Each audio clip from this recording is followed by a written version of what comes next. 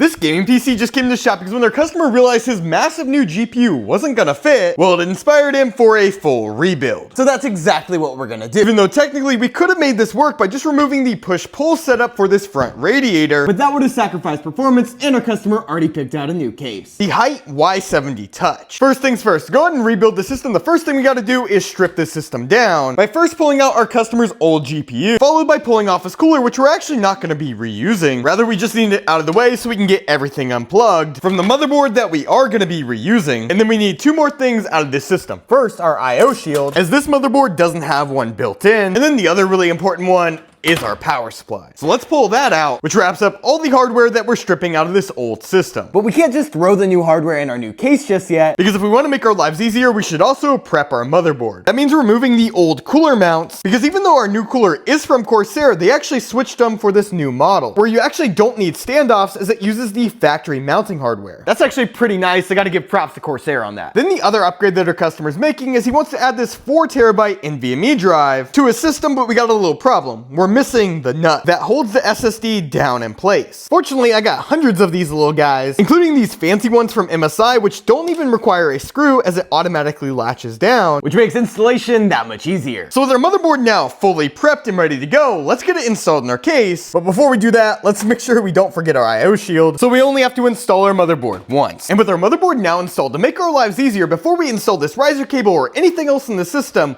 we got a pre-wire, which is one of my favorite pro tips, where you basically plug in any connectors that come with the case, including front panel headers first, followed by plugging in your modular power supply cables up front, along with your extensions if you got them, because if you push them back right now, then run them right into your power supply, you can get that installed and fully wired up, all before you add bulky components like your GPU that just get in the way. This is also perfect timing to add your fans. In this case, we have 3 reverse blade fans that are gonna act as intake on this back wall, and these fans are a part of Corsair's IQ Link system, just like this rear fan, along with our cooler that we're gonna add in a minute, that actually all daisy chain together to make our lives a lot easier. So to get our cooler finally installed, we need to first pull out our radiator bracket, as this allows us to pre-install our radiator before getting it installed inside of our case, just like that. And I actually have these fans all wired up, where I have one cable coming into the bottom of this fan that powers these 3 fans here, then a small little extension coming to our top radiator fans running these 3, and then one down to our rear fan here, and they'll all be powered by that single cable, which makes life pretty easy. So with all our fans wired, let's get our pump block installed, and with our cooler now installed, all we gotta do is slot in our riser cable, get that screwed down. This way we can install our massive GPU. And by adding just a little bit of power, we can finally turn this rebuilt system back on, which I think came together pretty well. So with this gaming PC now fully rebuilt, let's get it back over to our customer.